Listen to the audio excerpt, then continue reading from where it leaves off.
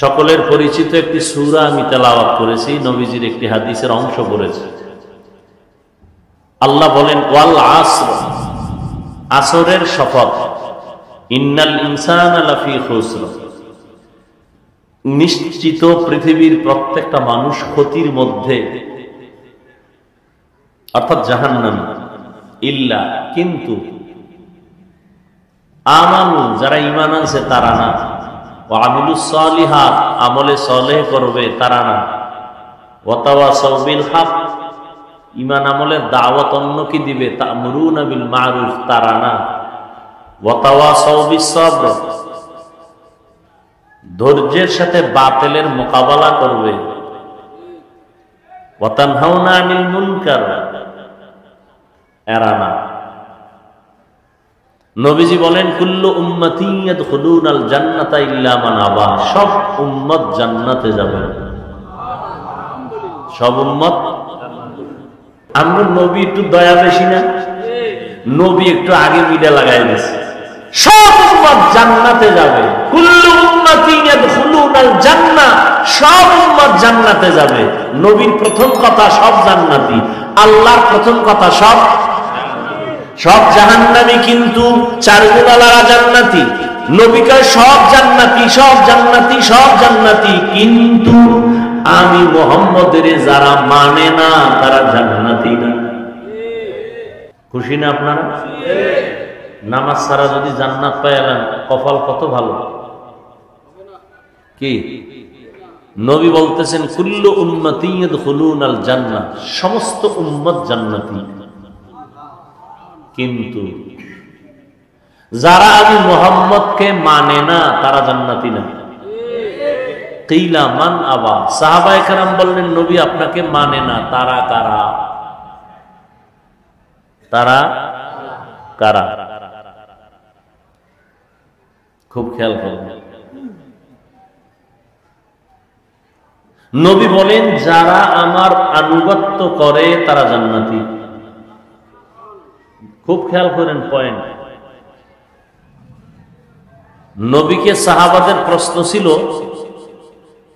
নবী বলছিলেন সব উম্মত জান্নাতে যাবে, যারা আমাকে মানে না তারা যাবে না। সাহাবারা বললেন মানে না কারা? নবী মানে না কারার জবাব দিয়ে বলেন যারা আমার অনুসরণ করে, আনুগত্য করে, ইতাআত করে, ইত্তেবা করে তারা জান্নাতে যাবে। সাহাবায়ে কেরাম প্রশ্ন করলেন আপনাকে মানে না কারা? নবী ওইটার জবাব ডাইরেক্ট না দিয়ে ঘুরায় বললেন যারা আমাকে অনুসরণ করবে, অনুকরণ করবে তারা জান্নাতে যাবে। কথার মধ্যে কিন্তু পেশ আছে। সাহাবায়ে কেরাম বললেন নবী আপনাকে মানে না কারা? নবী তো বলতে পারতেন যারা আমার সুন্নত মানে না তারা আমাকেও মানে না। নবী বললেন এ কথার জবাবই দিলেন না। নবী ঘুরায় বললেন যারা আমার আনুগত্য করে, অনুসরণ করে, ইতাআত বা ইত্তেবা করে তারা জান্নাতে যাবে। এখান থেকে একটা পয়েন্ট ভালো করে খেয়াল করবেন। নবীর যারা অনুসরণ, অনুকরণ করে, ইত্তেবা এবং ইতাআত করে তারা কোথায় যাবে? তাহলে এখন বিপরীত শব্দ কি দাঁড়াবে এটার? যারা নবীর অনুসরণ করে না তারা জাহান্নামী। এই তো নবী এটা বলেন নাই। নবী তো এটা বলে নাই যে আমার যারা সুন্নত মানে না তারা জাহান্নামে যাবে। নবী বরং বললেন যারা আমার অনুসরণ করে তারা জান্নাতে যাবে, ইতাআত করে, ইত্তেবা করে। আর যারা কথা দাঁড়ায়, যারা নবীর ইত্তেবা করে না, অনুসরণ করে না, অনুকরণ করে না, ইতাআত করে না তারা জান্নাতে যাবে না। এটাই তো কথা দাঁড়ায়। নবী এটা বলেন না। এখনো অনেকে বুঝে নেই নবীকে কে মানে না। নবী তার জবাব দিলেন যারা আমার অনুসরণ করে তারা জান্নাতে যাবে। কে মানে না শব্দের জবাব দিলেন না। তো যে নবীর অনুসরণ করে সে জান্নাতে যাবে, তো বিপরীত কথাটা কি দাঁড়ায়? যে নবীর অনুসরণ করে না সে জাহান্নামে যাবে। নবী এমনটা না বলে অতটুকু করে এনাফ করলেন, যথেষ্ট করলেন কেন? এখান থেকে আমাদের চৌকান্নতার সাথে একটা কথা মনে রাখতে হবে, নবী সুন্নত একজনে আমল করে না, অনুসরণ করে না, সে জাহান্নামে যাবে। নবী এটা বলেন নাই এবং এটা আমিও বলবো না। তাহলে জাহান্নামে কে যাবে? এই বিষয়ে দুই দল। নবীর অনুসরণ করে না, এর মধ্যে কয় দল আছে? দুই দল। এক দল আগ্রহী আর এক দল বিদ্রোহী। এক দল আগ্রহী আর এক দল, এক দল দরদি আর এক দল বিরোধী। খুব দোনোজনেই কিন্তু নবীর টুপি পরে না, দোনোজনেই দাড়ি রাখে না, দোনোজনেই নামাজ পড়ে না। একদল আগ্রহী আর এক দল বিদ্রোহী। ভালো করে বুঝেন। একটা যুবকের যে গেলাম, এই যুবক তুমি নবীর উম্মত নি? বলে হ্যাঁ। দাড়ি নেই কেন?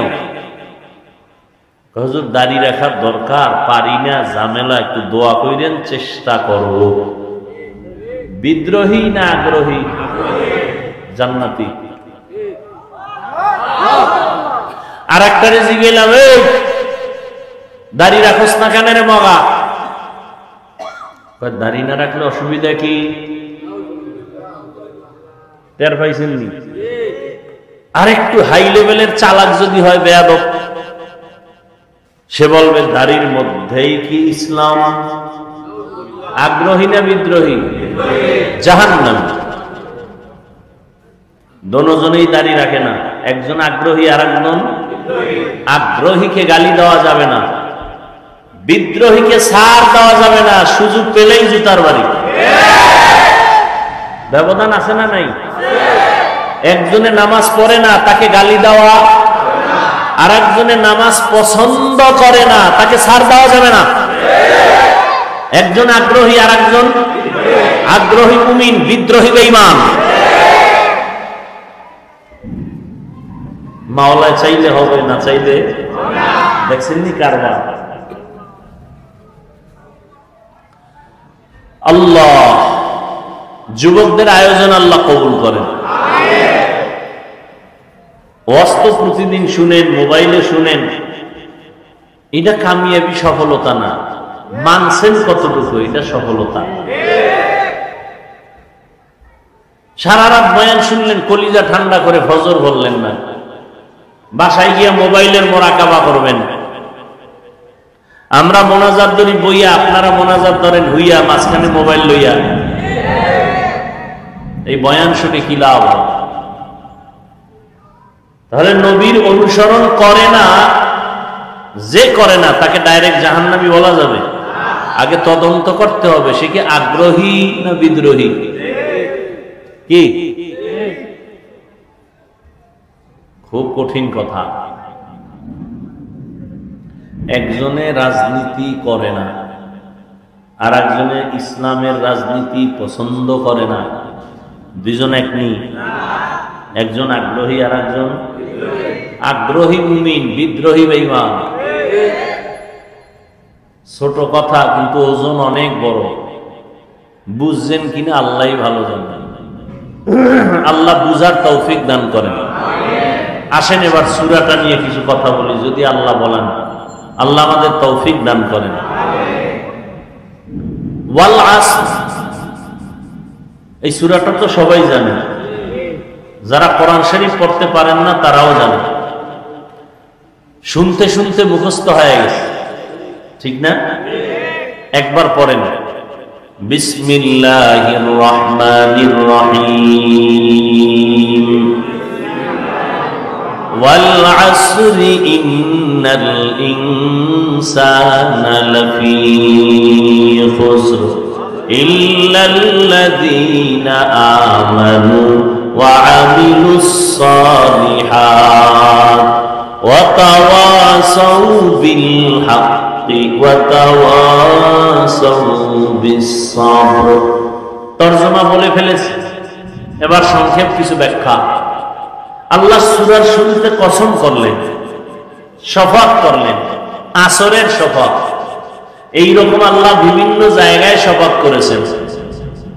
লা উকসিমু বিয়াউমিল কিয়ামাহ ওয়া লা উকসিমু বিন-নাফসিল লাওয়ামাহ ইযা ওয়াকাতিল ওয়াকিআ লাইসা লিওয়াকাতিহা কাযিবা ওয়াত-তিনি ওয়াজ-যাইতুন ওয়া তুরি সিনিন ওয়া হাযাল বালাদিল আমিন ওয়াদ-দুহা ওয়াল-লাইলি ইযা সাজা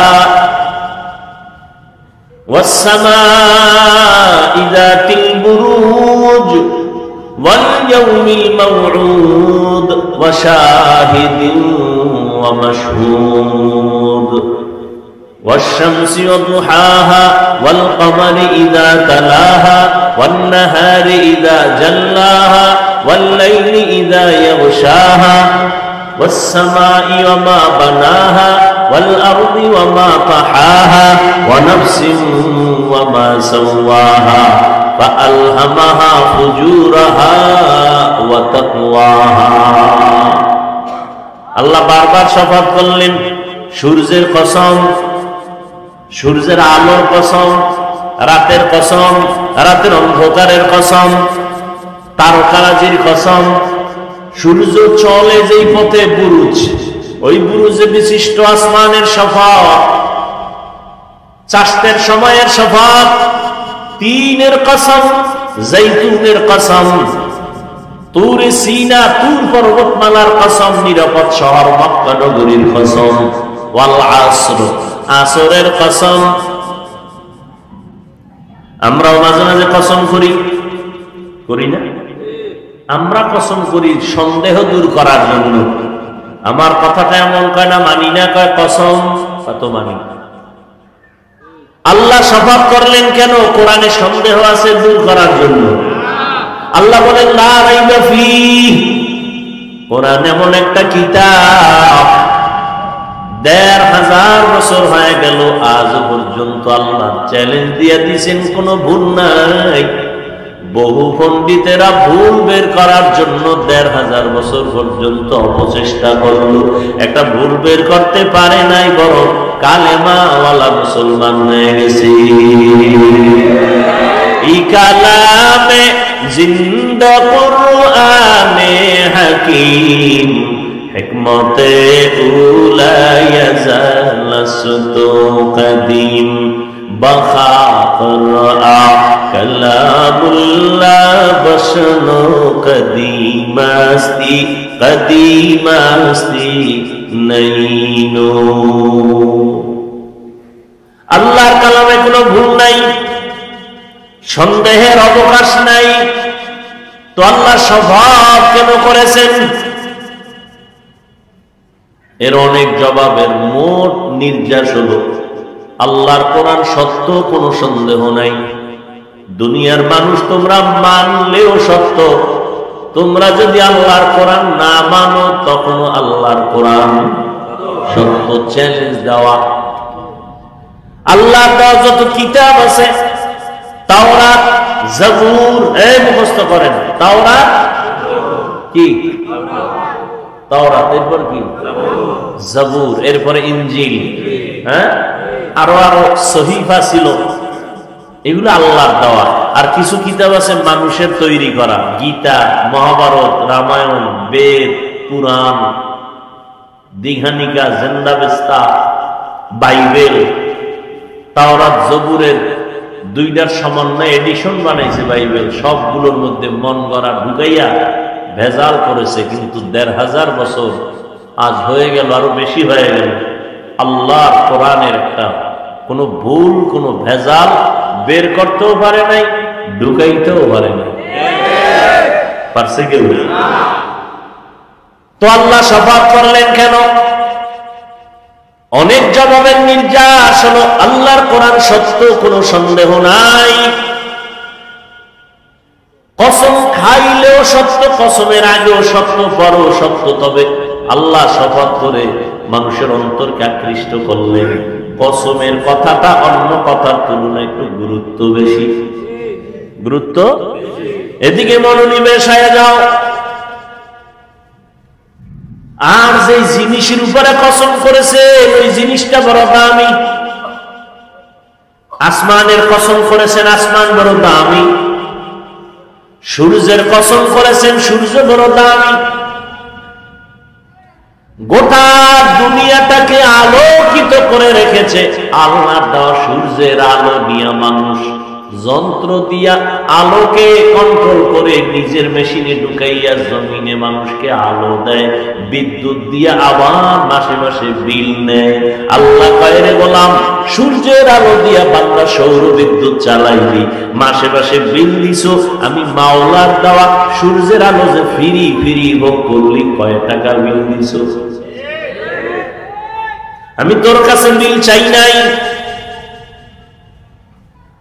অক্সিজেন দরকার, হসপিটালে দৌড়ায় গেছো, অক্সিজেন নাই, নিঃশ্বাস বন্ধ, পাইপ লাগাইয়া অক্সিজেন দিল, মিটারে কম্পিউটারে মনিটরে বিল উঠে গেল, এত লক্ষ টাকা দাও, 1-2 ঘন্টা অক্সিজেন নিয়েছো, আর আমার মাওলার দেওয়া অক্সিজেন ভোগ করছো, কয় টাকা বিল দিছো? ওয়াসার পানি ব্যবহার করো, সরকারের বিল দাও। বোতলের পানি কিনে খাও, ফিল্টারের 1 গ্লাস পানি দাও, 5 টাকা 2 টাকা পানির দাম দাও। আমার মাওলার দাও পানি যে জীবন ভোগ করলা, কত গ্লাস পানি পান করলা, কি বিল দিছো হিসাব করো। আল্লাহ বলেন, এগুলো ফ্রি করে দিলাম, কোনো বিল চাই না, তোর কাছে এতটুকু চাই, দৈনিক 5 বেলার নামাজ পড়ে আমি মাওলার শুকর আদায় করি। মকুন সুসতি নামাজে পাঞ্জে গানা ফাওয়াইন। এই কাপড়গুলো দেওয়ার কি দরকার ছিল? কোনো দরকার ছিল? এক তো গরম, যদি গরম থাকে তো কাপড় দিলে গরম আরো বেশি লাগবে না? কথা বলেন না কেন? দ্বিতীয়ত তুফান, কি দরকার ছিল এগুলো দেওয়ার?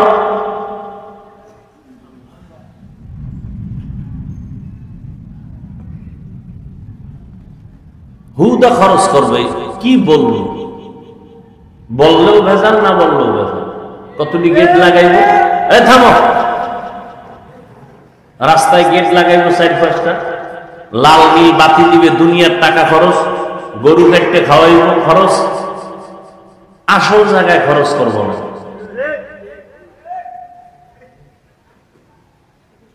আল্লাহ সব ভাইকে হেদায়েত দান করুন।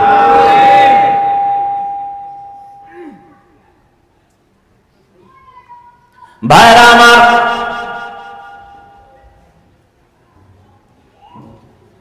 আল্লাহ পাক আসরের শপথ করলেন, তাহলে বোঝা গেল আসর বড় দামি একটা সম্পদ। 3-এর শপথ করলেন, 3 বড় দামি একটা ফল। জৈতুনের কসম করলেন, জৈতুন এমন একটা দামি তেল। অলিভ অয়েল খান না আপনারা? অনেক দাম। মক্কা নগরীর কসম, মক্কা নগরীর দাম না? অনেক দাম, অনেক দাম। জমিনে যত আল্লাহর ঘর আছে, মসজিদ, এগুলো কার ঘর? বাইতুল্লাহ কার ঘর? আপনাদের এই মসজিদ কার ঘর? কিন্তু এই মসজিদের দিকে তাকায় থাকলে একটা সওয়াব হবে না, কিন্তু আল্লাহর ঘর বাইতুল্লাহর দিকে যতক্ষণ তাকায় থাকবেন অনবরত আমলনামায় নেক লেখা হবে। ইন্না আউওয়ালা বাইতিন মুযিআ লিন-নাসি লাল্লাযী বিবাক্কাতা মুবারাকান ওয়া হুদান মুবারাকান ওয়া হুদান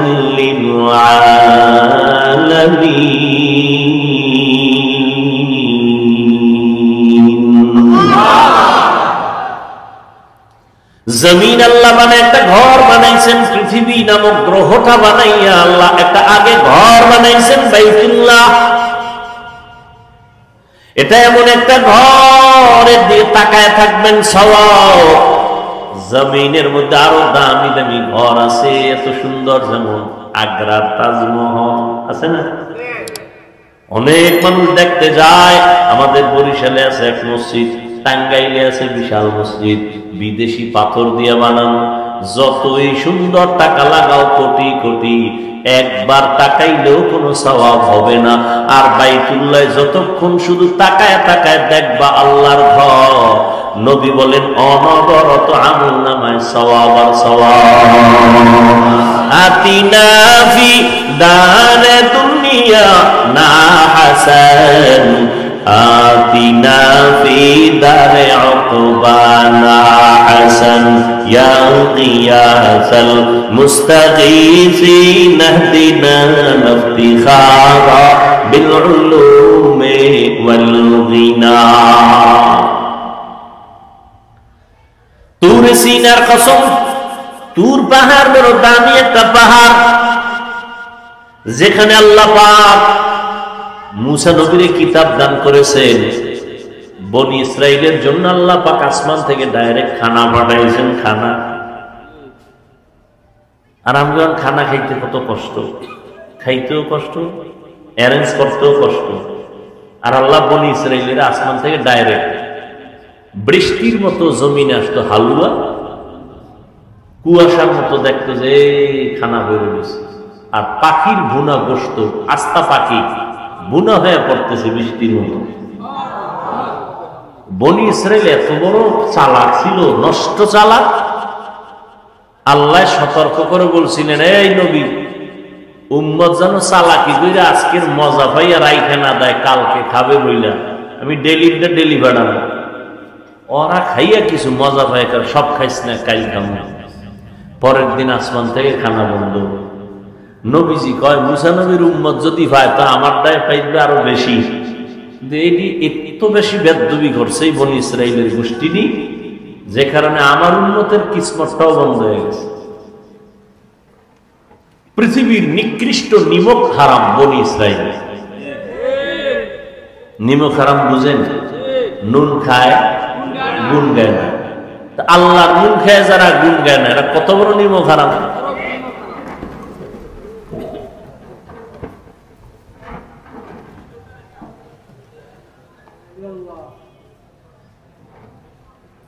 আল্লাহ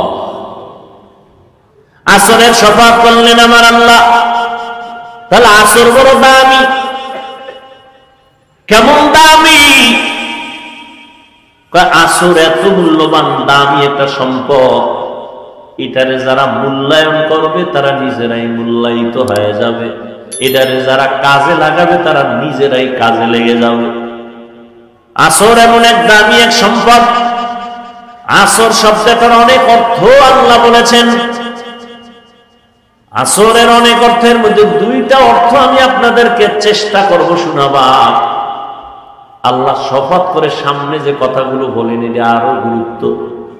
আল্লাহ বলেন, ইন্না নিশ্চয়ই, আল ইনসান পৃথিবীর সব মানুষ, একজনও বাদ নাই, লাফি আবার লাম তাকে নিশ্চিত, খুসর ক্ষতিগ্রস্ত, জাহান্নাম।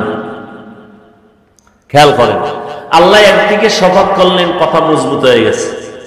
আবার ইন্না তাকিদ দিলেন, আবার লাফির লাম তাকিদ দিলেন, দিয়া এতগুলো তাকিদের সিল মারলেন। যেই স্টাম্প তো একটা দামি, এর মধ্যে যদি আবার সিল লাগা তা আরো দাম বেড়ে গেল, মজবুত, ঠিক না? তাহলে আল্লাহর কথা তো দামি, কসম খায়া সিল লাগাইছেন একদম, আরো তাকিদ দিছেন দুইটা।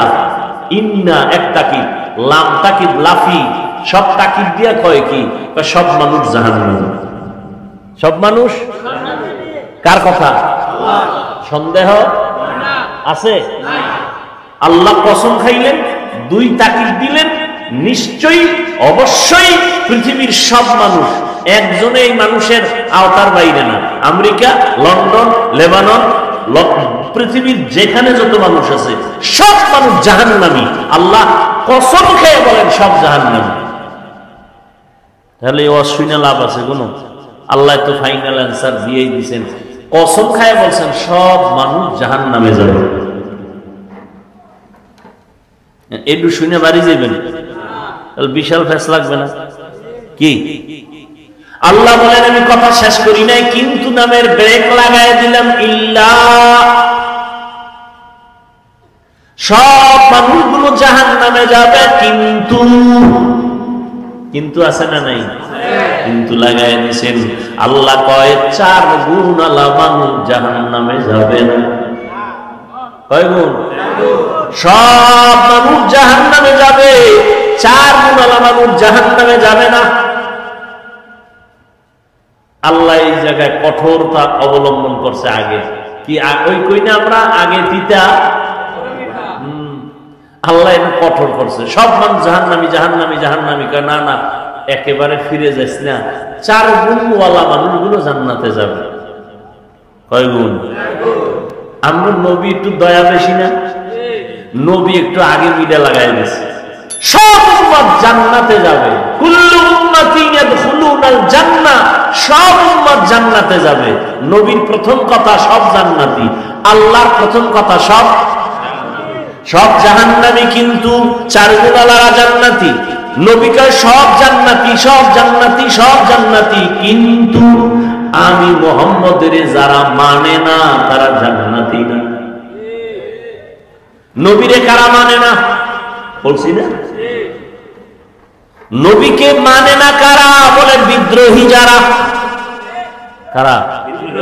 আগ্রহী যারা, তারা কিন্তু নবীরে মানে। যদিও সাময়িকভাবে নামাজ পড়তে পারে না, দাঁড়িয়ে রাখতে পারে না, টুপি পড়তে পারে না, কিন্তু দিলে চায় টুপি পড়বে, মাঝে মাঝে পড়িয়াও ভালায়। এই মানুষগুলো এক সময় না এক সময় হেদায়েতের দরজায় ফিরিয়ে আসে।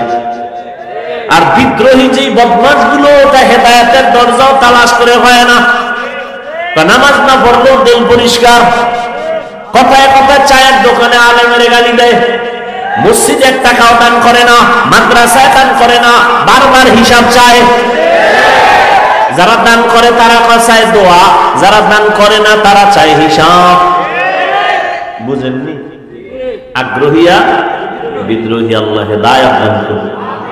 जिंदगी में बंदगी तू करना है,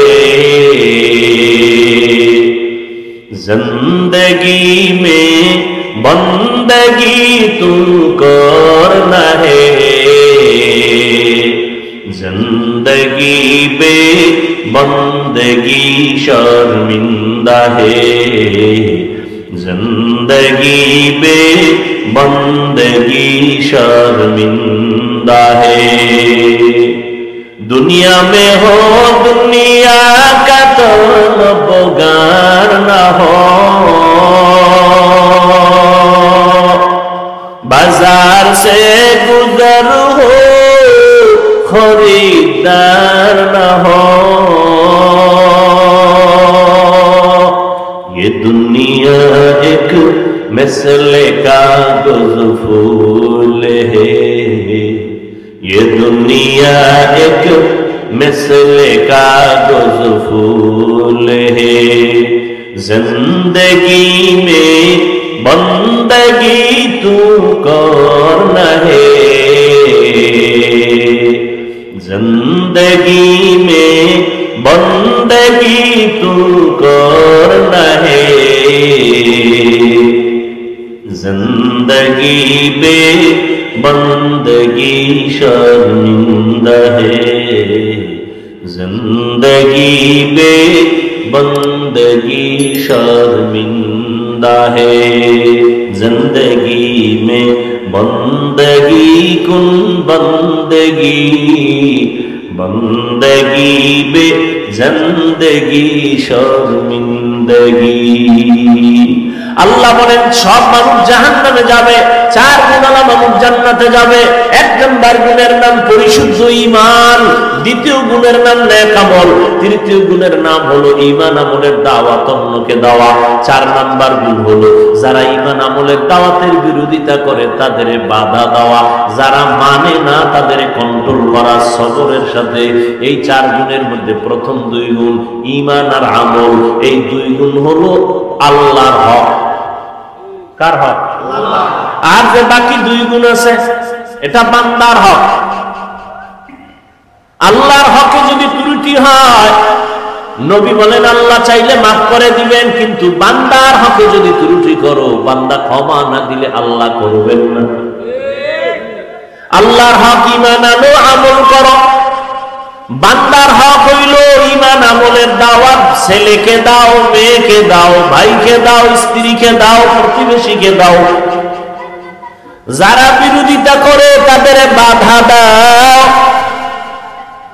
তুমি রহমতের নবীর উম্মত। আল্লাহ কোরআনে এই উম্মতের গুণগান গাইছেন। কোরআনে কোন নবীর উম্মতের গুণগান কোরআনে নাই। আখিরি নবীর উম্মত আমাদের গুণগান আল্লাহ কোরআনে করেছেন। কুনতুম খায়রা উম্মাতিন উখরিজাত লিন-নাস তা'মুরুনা বিল মা'রুফ ওয়া তানহাউনা আনিল মুনকার। মুহাম্মাদের উম্মত বড় দামি। এদের মধ্যে দুইটা গুণ থাকবে, আর উম্মতের জন্য কলিজা দিয়া রাস্তায় বের হয়ে যাবে খেদমতের জন্য, দুই কাজের জন্য। এদের একদিকে উম্মতের মসজিদের দাওয়াত দিবে, অন্যদিকে গানের আওয়াজ থেকে এদের ফিরাবে। এজন্য আল্লাহ কোরআনের অন্য আয়াতে বলেন, ইয়া আইয়ুহাল্লাযীনা আমানু কু আনফুসাকুম ওয়া আহলিকুম নারা ওয়াকুদুহান নাস ওয়াল হিজারা আলাইহা মালাইকাতুন গিলাযুন শিদাদুন লা ইয়াসুনাল্লাহা মা আমারাহুম ওয়া ইয়াফআলুনা মা ইউমারুন।